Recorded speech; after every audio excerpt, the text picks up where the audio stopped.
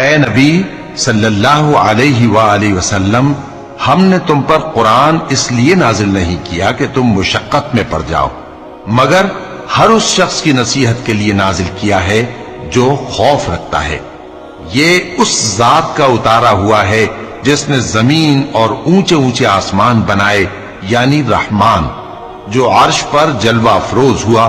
جو کچھ آسمانوں میں ہے اور جو کچھ زمین میں ہے اور جو کچھ ان دونوں کے بیچ میں ہے اور جو کچھ مٹی کے نیچے ہے، سب اسی کا ہے۔ اور اگر تم پکار کر بات کہو تو کیا ہے، وہ تو آہستہ کہی ہوئی اور نہایت پوشیدہ بات تک کو جانتا ہے۔ اللہ وہ معبود برحق ہے کہ اس کے سوا کوئی معبود نہیں ہے، اس کے سب نام اچھے ہیں۔ اور کیا تمہیں موسیٰ کے حال کی خبر ملی ہے؟